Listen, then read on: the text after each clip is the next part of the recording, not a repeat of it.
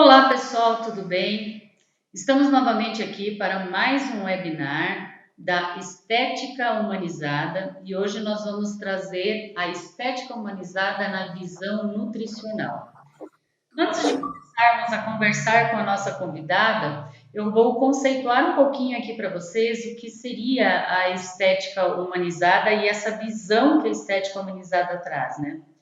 Os cuidados com a estética humanizada, ela envolve a interdisciplinaridade e não são vistos como os cuidados de modelos convencionais, pois essa proposta que a estética humanizada traz, ela faz com que buscamos conhecer ou cuidar do indivíduo com abordagens holística, global e integral. Tendo assim os múltiplos enfoques, o físico, o mental, o espiritual e o social, e que necessita que a equipe interdisciplinar se torne comprometida com esses olhares, de forma a permitir essa atenção integral do paciente sobre cuidados especiais em todas as fases de vida, tá?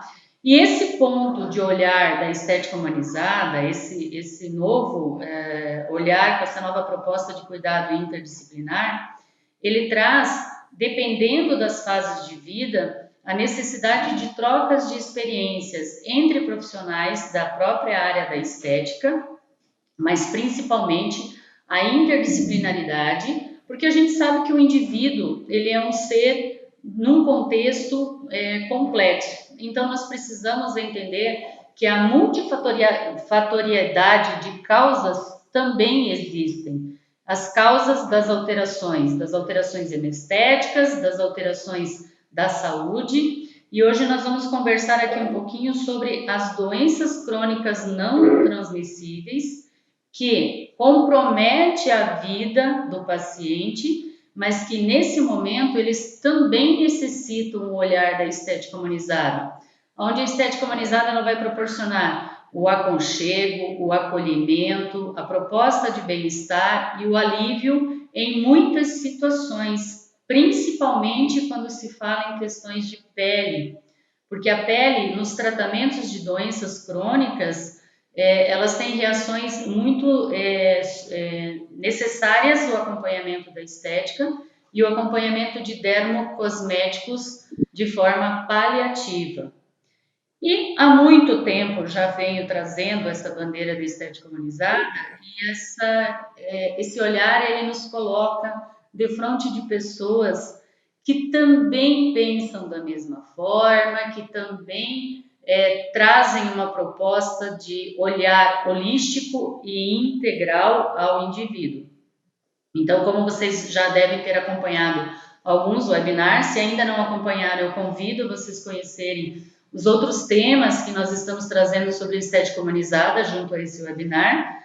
E hoje nós vamos falar de algo que é muito base de todo o nosso momento de viver, que é a alimentação. Então, nós temos aqui uma convidada muito querida, que ela fez parte do projeto do livro Estética Paliativa e Humanizada, aonde ela trouxe no livro um capítulo direcionado especialmente à atenção nutricional dos cuidados paliativos.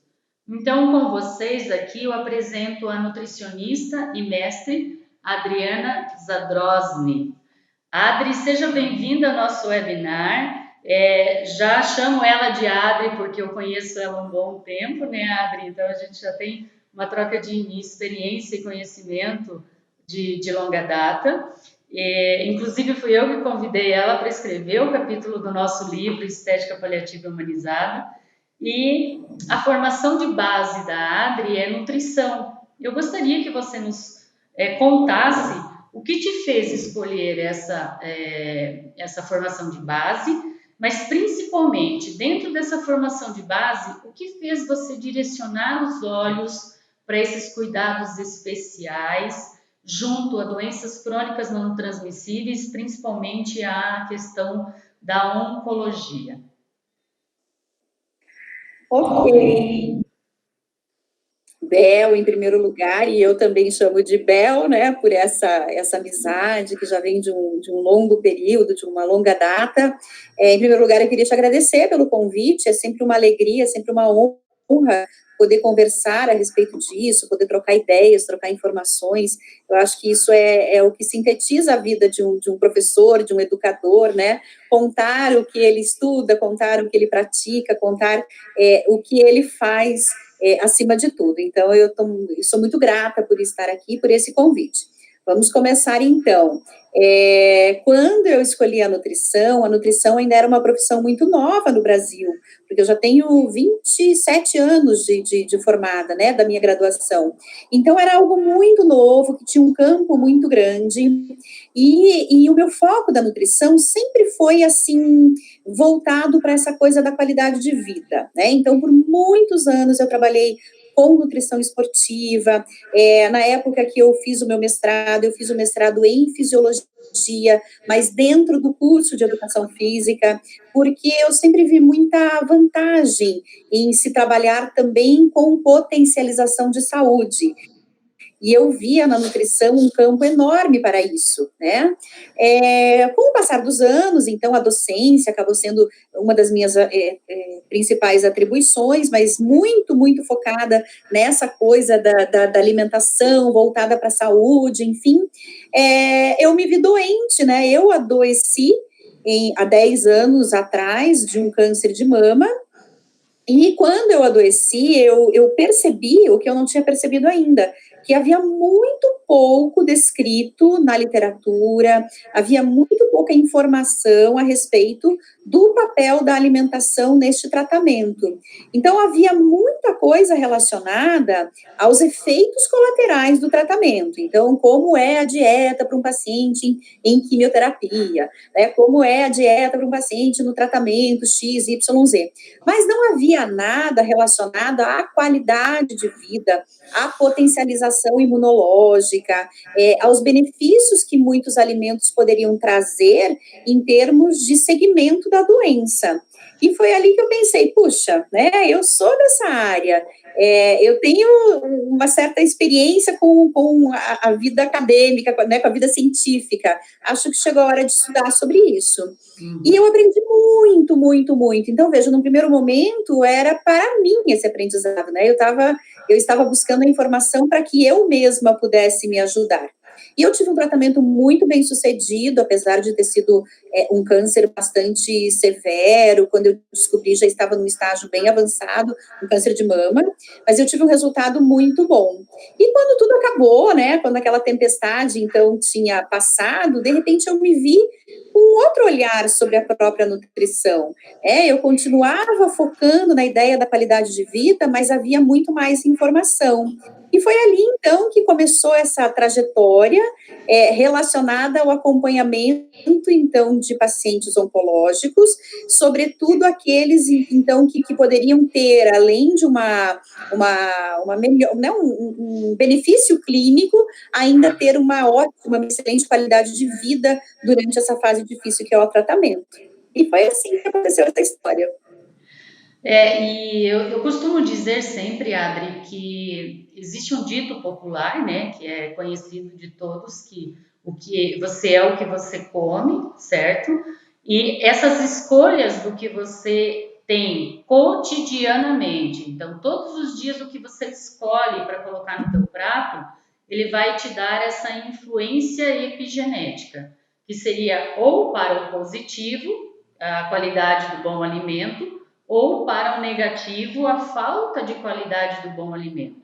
Então, quando se fala em doenças crônicas não transmissíveis, eu estou já percebendo que eu vou viver mais. O que se traz hoje dentro do contexto do IBGE é que o indivíduo está vivendo mais. O que era a realidade lá nos anos 80 para 58 anos em média, hoje, aqui nos anos 2020, nós estamos em 75 anos para os homens e 80 anos para as mulheres. Tá, se eu vou viver mais, eu vou me expor mais a essas exposições excessivas negativas, né?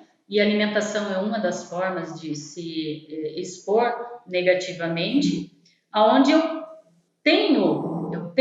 indivíduo, eu tenho o poder de interferir diretamente na decisão do meu corpo adoecer ou não. Olha que coisa mais louca, né, Adri? Olha que coisa mais interessante. Mas a questão, Adri, da escolha do alimento, que inclusive eu tive fazendo umas aulas online contigo na pós-graduação e eu consegui anotar algumas situações. Porque o que envolve o indivíduo com o alimento? Não é só questão de matar a fome, né, Adri? Tá? Então, antes mesmo de acontecer as doenças crônicas não transmissíveis que comprometem a nossa vida, explica para nós o que envolve o alimento e por que eu decido por aquele alimento, né? É a influência do marketing, é a fome endômica, o alimento que ele traz lembranças como comfort foods? Explica para nós um pouquinho sobre isso. Tá, vamos lá então.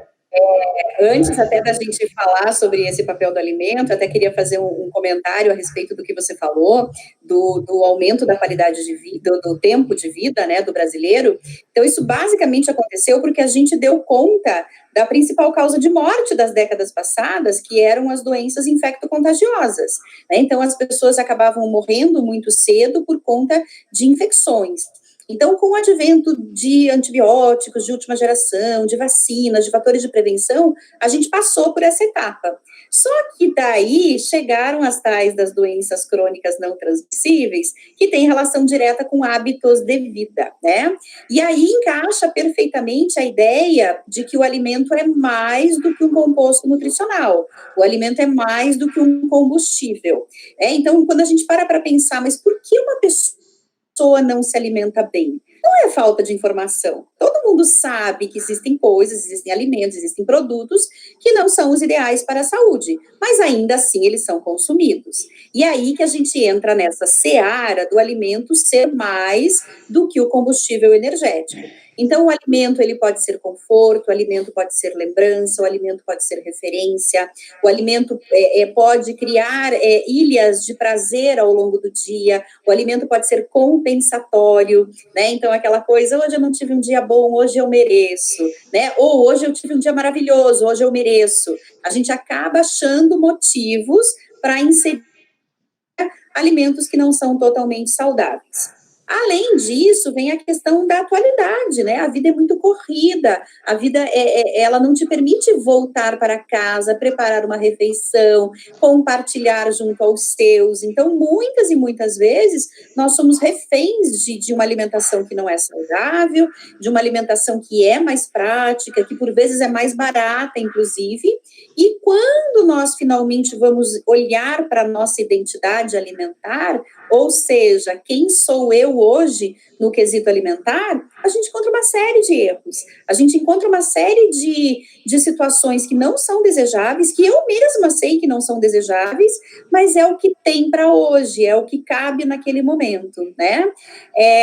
Então, eu acredito muito nisso, que a questão não parte só da informação, a informação ela é muito ampla, todas as pessoas sabem, o processo parte muito da conscientização. Eu vejo que pessoas que se conscientizam de que precisam fechar o olho para uma situação que poderia se associar a prazer, né, que devem repensar uma ou outra escolha, são pessoas que se conscientizaram de que a sua saúde depende daquilo. É engraçado, quando nós estamos saudáveis, é como se nós estivéssemos envoltos por uma aura de invulnerabilidade, e a gente não entende que está minando essa invulnerabilidade, a gente está voluntariamente se tornando cada vez mais vulnerável. É muito interessante essas colocações, porque parece outro dito popular, né? Parece que a gente só aprende com a dor, a gente nunca consegue aprender com o amor, né? E quando a gente idealizou esse livro, tanto eu como a Vanessa Monteiro, a gente procurou buscar a interdisciplinaridade como um contexto para transformar isso como se fosse uma bíblia, para quem pudesse se identificar. Quando se identificasse com a estética humanizada, o que buscar? Ou com a estética paliativa, o que buscar? E aqui no capítulo da Adri, ela fala muito sobre o alimento e o estado emocional, e ela também fala sobre nutrientes importantes na alimentação que estão envolvidos em química cerebral, depressão e ansiedade. Então, aquilo que eu falei dos comfort foods é citado aqui no capítulo do livro da Estética Paliativa Humanizada pela autora do capítulo, que é a nutricionista Adriana. Mas assim, eu não imagino que eu vou ficar doente, né? Então, eu não me imagino nessa situação de estar doente e precisar de uma equipe interdisciplinar. Agora, quando nós profissionais que trabalhamos com isso, estamos diante dos pacientes que eles precisam dessas orientações, eu vou precisar de uma equipe interdisciplinar, porque o domínio do conhecimento é específico para cada área. Eu entendo da área da estética, do cuidado com a pele, da melhor indicação para o alimento da pele, que é o dermocosmético. Agora, a nutrição que vem de dentro para fora, a especialização é da nutricionista. Inclusive, Adri, hoje já existem especializações dentro da profissão de base, né, que no caso é nutricionista.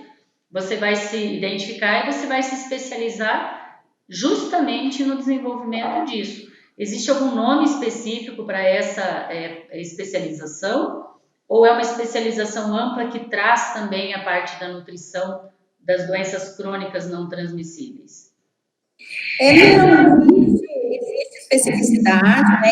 Existem algumas possibilidades de especialização dentro da nutrição oncológica propriamente dito, né? Nutrição oncológica e cuidados paliativos, nutrição oncológica associada a toda a esfera de prevenção, né? Então, isso que eu acho que é uma coisa legal, sabe, Bel?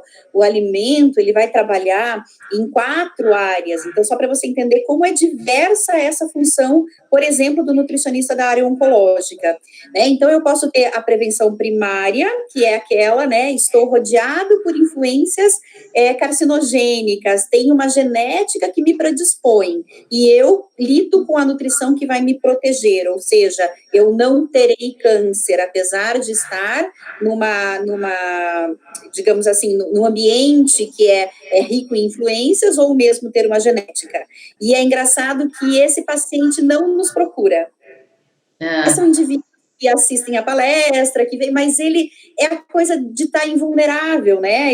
E o câncer ainda tem aquele estigma, né? Não vou lidar com isso, não vou, apesar de eu ter um histórico familiar, apesar de eu pertencer, digamos, a um grupo suscetível, eu não procuro. É engraçado isso, apesar de ter uma atuação maravilhosa de prevenção. A gente atende muito o que a gente chama de prevenção secundária, que é o seguinte: o câncer já e você quer prevenir metástase, você quer prevenir agravamento, você quer que a nutrição ajude nesse tratamento. Então, esse acaba sendo o paciente de referência. Aí nós temos ainda uma prevenção terciária, que envolve assim, esse paciente eu também tenho com alguma frequência. Eu já tive câncer, estou em alta, mas eu preciso me cuidar, porque o meu terreno biológico predispôs um primeiro câncer, e se eu voltar ao estilo de vida que eu tinha, eu posso ter de novo, né? A gente fala muito de terreno biológico. Se o seu terreno biológico permitiu um primeiro crescimento, se alguma coisa não mudar na sua vida, há chance de acontecer de novo. Então, essa está no nível terciário. E ainda temos a quaternária, mas daí ela tem a ver com decisões, né? Quando o tratamento adoece mais que a própria doença, então já não é muito da esfera da nutrição. Ou pelo menos não tão diretamente, é muito mais multidisciplinar, digamos assim. Então, a gente vê que a gente tem pacientes muito, que se relacionam muito ao evento da doença já ter acontecido, e a gente não percebe o enorme potencial que existe na prevenção, né? Então, em termos de especialização, em termos de áreas, nós podemos trabalhar em todas elas, e nós ainda podemos dar suporte para os efeitos diversos processos do tratamento, que é outro foco que a nutrição também tem.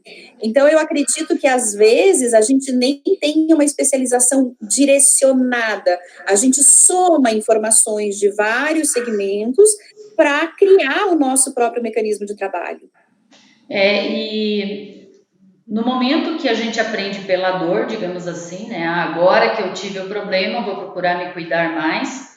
Nesse momento, o profissional da área da nutrição, ele não vai precisar tanto ter um poder de convencimento, né? Eu vou te passar essa receita, mas por trás disso tem que ter um poder de convencimento para a escolha correta daquilo. Eu falo isso, por exemplo, por experiência própria. Eu, quando coloco o alimento no prato, eu procuro primeiro ver o estado nutricional que o prato fica, para depois compensar, digamos assim, vamos compensar com algum extra. Uma fritura, uma gordura, de manhã, por exemplo, não ter tantos pães, farinha branca, mas usar o abacate com a granola. Então, para quem entende, já tem esse olhar mais direcionado a ter uma qualidade de vida, a ter saúde no envelhecer. Mas para quem não entende, eu acho que é uma complicação para a nutrição ter um poder de convencimento, né? Como que eu vou convencer aquela pessoa a substituir o pão branco pelo abacate, por uma castanha, porque isso vai ser melhor? É complicado isso. Quem tem filhos percebe essa dificuldade com os filhos, ou quem convive com pessoas que não têm esse tipo de conhecimento, percebe que o alimento gorduroso, o carboidrato, a fritura, ele é muito mais atrativo do que a parte de um alimento mais saudável. Mas existe uma possibilidade de um olhar nutricional, um poder de convencimento? Claro, quando se tem a doença principalmente, vamos pegar o exemplo da oncologia. Se eu estou em processo de químio, vai ter muitas reações que vão me ocasionar mal-estar.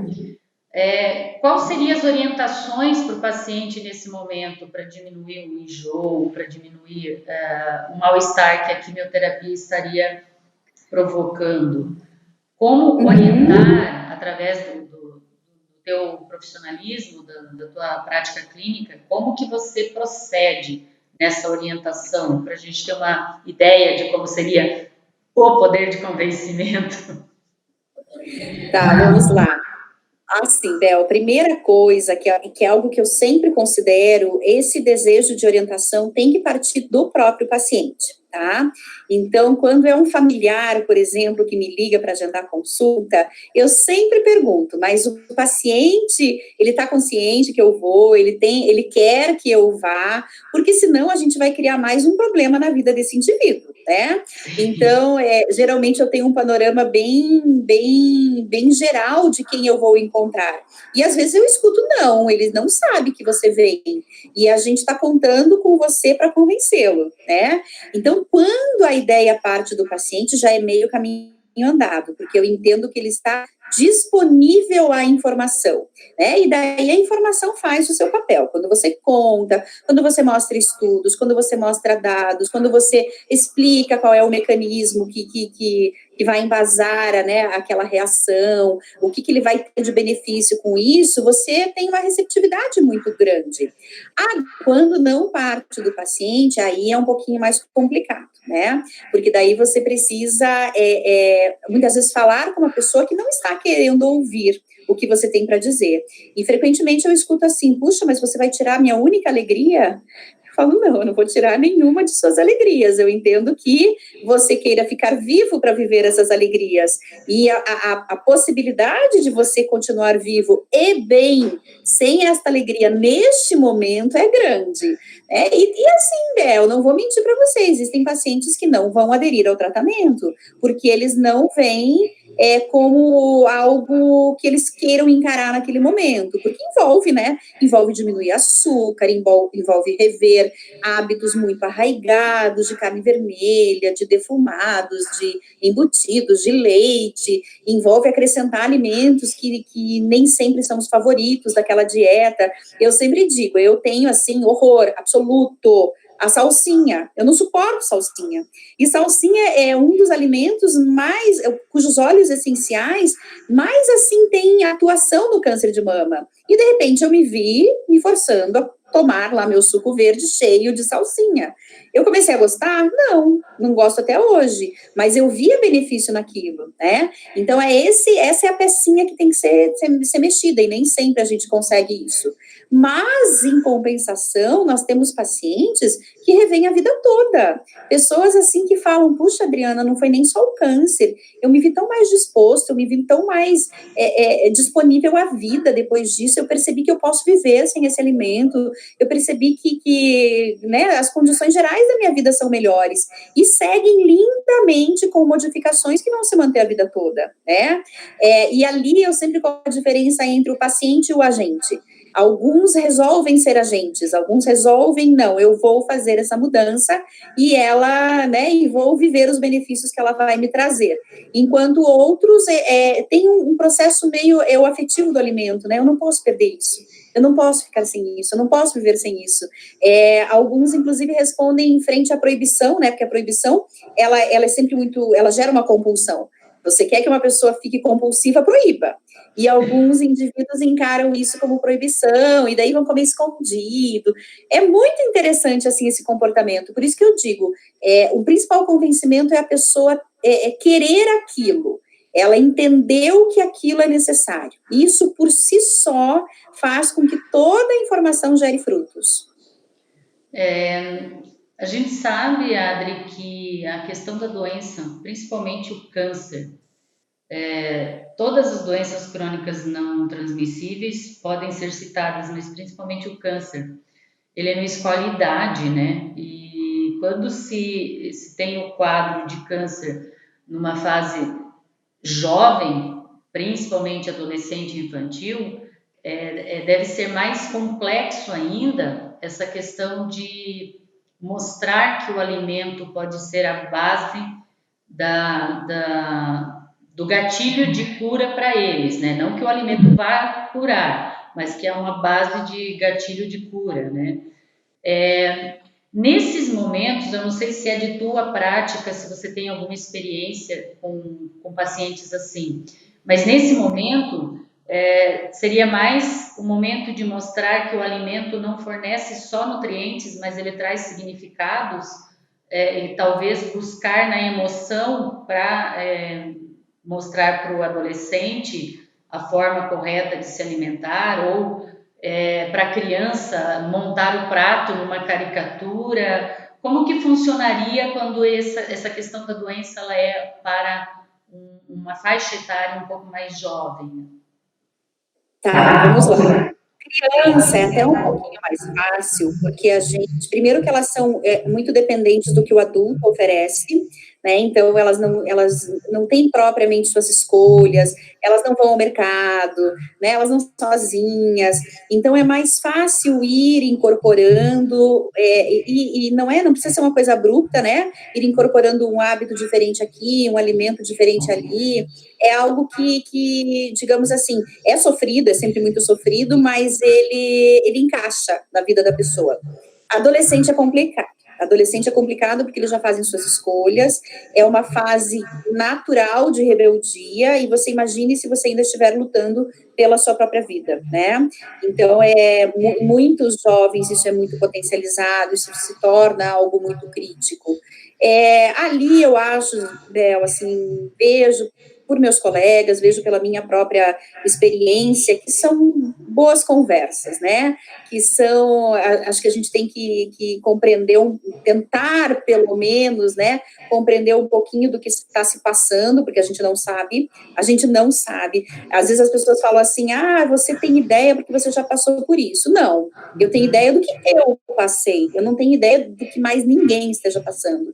E eu acho que esse olhar, que ele é mais empatia, né? A empatia é aquela ideia de você se colocar no lugar do outro. Não, é você se colocar no lugar do outro, mas totalmente afastado de você, do que você acredita, do que você entende, do que você vê, do que você enxerga. É o olhar dele, né? Então, praticar a empatia mesmo, saber o que muitas vezes pode significar uma ruptura alimentar ou deixar de ter determinado alimento no seu dia a dia, na sua vida. Então, a gente negocia muito, sabe? Eu acho que a negociação é uma boa forma de ação. Né? O que você consegue tirar hoje? Ah, hoje eu consigo tirar isso, ok. E o que você não consegue? Hoje eu não consigo tirar aquilo. Então, tá. Então, hoje a gente vai lidar com o que a gente tem. O próximo passo vai ser, então, trabalhar com outra variável, com outro alimento.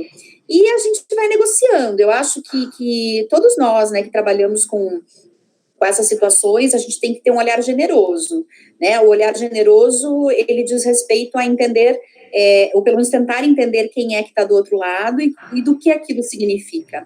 Eu sempre dou um exemplo, lá atrás, há muitos anos, eu era recém-formada, cheia de teorias na cabeça, e me procurou uma garota que queria perder peso, queria emagrecer, né? O objetivo nutricional dela era perder peso. E a gente vai na conduta nutricional, faz anamnese, pergunta como é que é a alimentação, e no final da consulta ela me disse assim, e toda noite antes de dormir, eu tomo um copo de leite com leite condensado. Né, imagina, né, foi a reação aí que você teve, né, eu falei, meu Deus, alguém que quer emagrecer toda noite um copo de leite condensado, e eu, cheia, né, da minha altivez de recém-formada, fui falar para ela, falei, olha, é por aqui que a gente vai começar, e expliquei a insulina no período noturno, essa carga de açúcar, dei a aula para ela, e ela me olhando. Quando eu terminei, ela falou assim, Adriana, sabe o que eu achei engraçado? Ai, gente, foi a grande lição da minha vida. Sabe o que eu achei engraçado? Em nenhum momento você me perguntou por que eu tomo esse leite com leite condensado. Cara, ali eu já comecei a me encolher na cadeira, né? Falei, tem mais ali que eu não entendi. Daí eu falei, e por que você toma? Ela falou assim, olha, eu perdi minha mãe de câncer quando eu tinha 8 anos. E a minha mãe basicamente morreu porque ela desnutriu imensamente. E ela tinha que consumir alimentos muito calóricos. E todas as noites ela tomava um copo de leite com leite condensado e eu tomava junto com ela. E eu jurei para minha mãe que enquanto eu vivesse, eu tomaria esse copo de leite com leite condensado.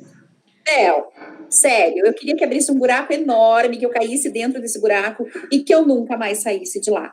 Porque ali me ensinou tanto sobre o que eu não entendia, sobre o que não era técnico, né? Eu acho que ali foi o grande start, assim, eu tinha 2 anos de formada, mas o grande start, assim, Adriana, olhe além. Nunca deixe de perguntar por que aquele hábito existe, nunca deixe de se interessar, né? Se um dia a pessoa disser assim, porque eu gosto, aí você conversa. Agora, o dia que a pessoa te contar a história que tem por trás de um hábito que aparentemente pode ser ruim, né, você, por favor, escute. Então, eu vejo muito isso, sabe? Toda vez que eu atendo um paciente, independente da idade, da condição, eu procuro saber qual é a importância daquele alimento. E dependendo da importância, a gente não mexe, não de forma importante, a gente vai fazendo gradativamente, a gente vai negociando, adaptando, fazendo trocas possíveis, até chegar num bom acordo. Isso vem muito de encontro, além daquilo que você falou da empatia, mas vem muito de encontro da necessidade da interdisciplinaridade, né? O ideal seria a transdisciplinaridade, que seria a nutricionista conversar com a psicóloga, que consegue envolver a situação do paciente e trabalhar o emocional, porque tem muitas vezes que você não busca o alimento pelo nutriente. Esse exemplo que você deu é bem claro essa situação. Ela não estava buscando esse alimento por nutrição antes de deitar, mas sim por uma questão que envolve o emocional dela, né? Por isso, entender o contexto e essa transdisciplinaridade, se ela começasse a ser colocada em prática no contexto de atendimento ao paciente, seria muito ganho que o paciente teria na qualidade de vida. A transdisciplinaridade, ela é um desejo profundo dos cuidados paliativos, né? Que isso não é uma realidade firme hoje, nem no Brasil e nem no mundo, mas chegando à interdisciplinaridade já é o suficiente. E a estética, a estética humanizada, a estética paliativa, ela está chegando nesse engajamento dessa equipe para poder trazer essa qualidade de vida, porque o momento que o paciente mais vai passar é com uma profissional esteticista, um profissional esteticista que já cuida com esse olhar humanizado, porque é o momento que o paciente vai perceber que ele vai ter o toque, vai ter o aconchego, vai ter o carinho, vai ter o alívio do ressecamento da pele, ou do ardor da pele, ou da coceira que ela tem na pele. Então, isso parece que valoriza mais ainda a entrada da estética junto a essa equipe interdisciplinar, junto aos cuidados paliativos, junto aos cuidados de pacientes em doenças crônicas não transmissíveis em qualquer situação, né? Aqui no nosso livro, a gente comenta, tem um parágrafo que eu vou ler aqui, que é o autoestima dos pacientes. E que o autoestima muitas vezes tem a ver com o alimento, né, Adriana? Como esse relato de experiência profissional que você acabou de dar. O autoestima está relacionado à forma de como as pessoas veem a si mesma, podendo ter características estáveis e da mesma maneira que outras maleáveis e adaptativas. Assim sendo, o autoconhecimento pode sofrer alterações momentâneas, como, por exemplo, quando o indivíduo se compara a alguém extremamente bem-sucedido. Então, a gente sempre olha para o outro e deseja ser como o outro é, né? No concorrente ao tratamento de doenças, o paciente pode se defrontar com possíveis alterações da aparência física, limitações e impedimentos de atividades de rotina, que muitas vezes somam-se à quimioterapia ou qualquer outro tratamento de doenças crônicas não transmissíveis, né? E ao estigma de que essa doença traz essas dificuldades que para o tratamento e os seus efeitos colaterais e a readaptação após o tratamento. E, para finalizar, tudo isso pode minar a autoestima do paciente, da oncologia ou de qualquer doença, sendo mais do que necessário o apoio de pessoas mais próximas, terapias psicológicas e nutricionais e cuidados estéticos para colaborar com a mudança do autoestima. Seria como se fosse, Adri, a pessoa se aceitar naquele novo ciclo de vida dela, naquele novo momento de vida dela. E hoje nós sabemos que o diagnóstico de câncer, ele não é como é que a gente chama uma sentença de morte. Sentença de morte. Obrigada, Adriana. O diagnóstico de câncer não é uma sentença de morte. Hoje o diagnóstico de câncer é uma página que você vai virar no teu livro e que você vai precisar escrever um capítulo novo. E para isso é necessário ter essa interdisciplinaridade para que o paciente tenha mais vida durante esse processo de escrever esse novo capítulo, né? Então, eu estou certa e estou muito feliz de estar vivendo esse momento onde os olhares mostram a importância da interdisciplinaridade e estou muito feliz de estar vivendo nesse momento da estética, que é onde se levanta a bandeira da estética humanizada, onde se propõe o olhar de uma estética em cuidados paliativos, para que os profissionais possam se identificar com esse novo momento e ser esse instrumento junto à equipe interdisciplinar para poder proporcionar qualidade de vida às pessoas. E quanto a você, Adriana, como você se sente, o que você gostaria de passar para essas pessoas que estão ouvindo, para esses profissionais que estão ouvindo a gente aqui, para esse novo momento, nesse novo olhar? Ok, vamos lá. A primeira, assim, eu até queria falar para você do papel da estética nesse processo, né? Você fala da autoestima, e a autoestima, nossa, é inquestionável, a gente né, não tem mais nenhuma colocação a fazer sobre isso, mas tem um outro lado que a estética propicia para esse paciente, que é o toque, né? E esse toque tão associado à diminuição dos níveis de estresse desse organismo, né? Desse indivíduo. Então, veja, os estudos mostram, né, o toque, a massagem, né, a compressão, enfim, tudo isso associado ao relaxamento, associado a menores níveis de cortisol, e esses pacientes estão naturalmente muito estressados, eles estão lutando pela vida, né? Eu sempre digo, essa é a condição mais crítica. Você está todos os dias lutando pela sua própria vida. E até gera uma situação que nos faz pensar, né? Todos nós estamos todos os dias lutando pela nossa vida. Ninguém garante que eu vá chegar viva ao final do dia. Porém, quando uma doença aparece, a gente tem isso assim, né, na frente de nossos olhos, né? E uma outra colaboração que eu queria fazer, ainda antes de concluir o que você queria, você falou da comparação, né?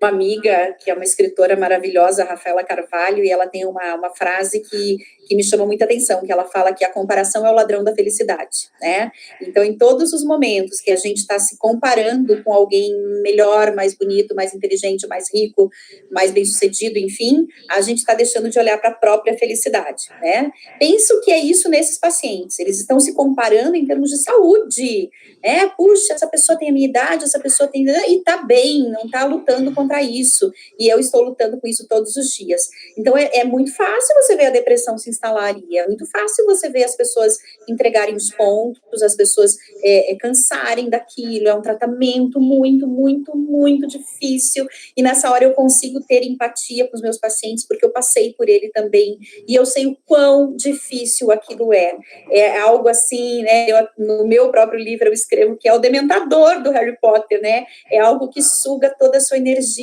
toda a sua alegria, né, que questiona se vale a pena continuar naquele processo. Então eu vejo que quando nós temos essa possibilidade de um olhar, que ele não é a coisa clínica, né, não é o tratamento, o remédio, a intervenção cirúrgica, a cicatrização, não é. É algo com sentir-se bem, é algo como, né, apesar disso, olha o que eu estou conseguindo fazer.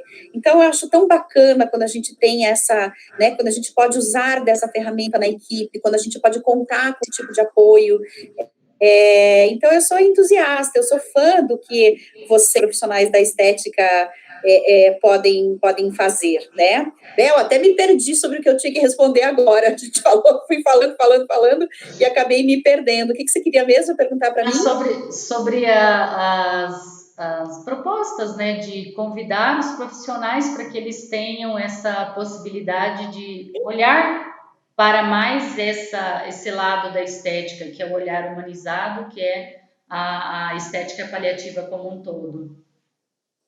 Eu vejo assim, a humanização, ela precisa acontecer em todas as esferas da atenção à saúde, né? A gente vê a humanização hoje acontecendo no âmbito nutricional, tem sido muito humanizado, a gente vê diversos segmentos, a gente vê a estética, né, com esse olhar humanizado, mas ainda não é a bandeira, né? A gente ainda vê muitos pacientes só mais paciente, a gente vê muita situação individual sem ser considerada. Mas eu vejo que é o que o futuro vai nos pedir, né? Depois dessa medicina muito positivista, muito preto no branco, muito pautada no tratamento, né? E esquecendo quem é o hospedeiro, quem é o paciente, quem é o seu João, quantos filhos ele tem.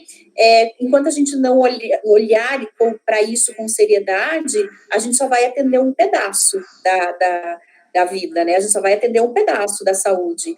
A gente precisa cada vez mais compreender que a doença, ela já é a última manifestação do corpo em desequilíbrio.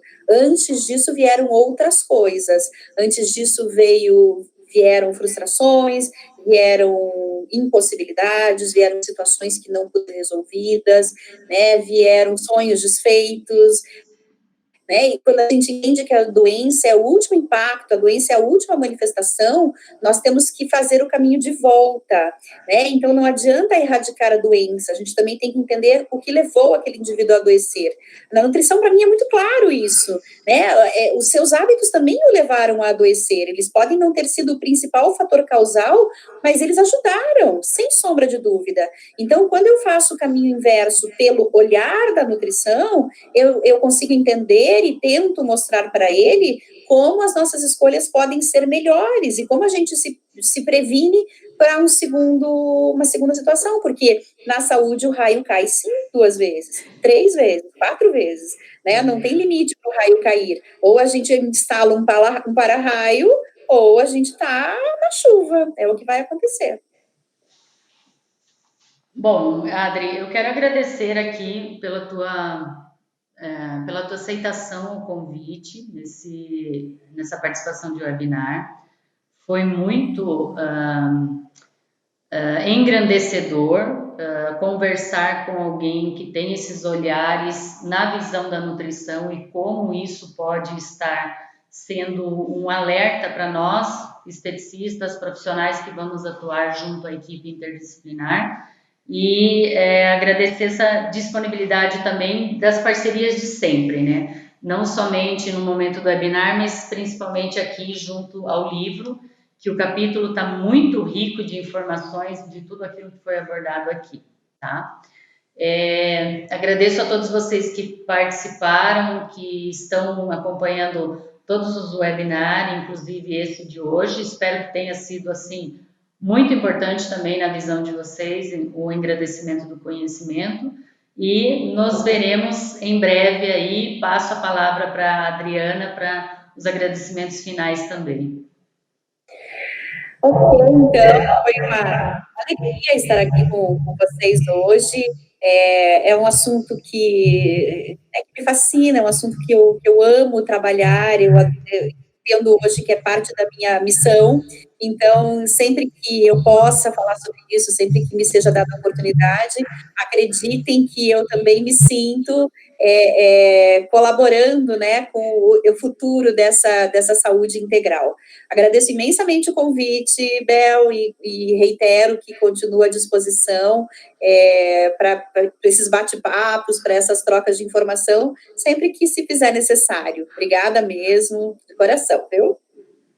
Obrigada, Adriana, obrigada a todos que participaram até aqui. E, pessoal, nos veremos ali numa próxima, certo? Tchau, tchau.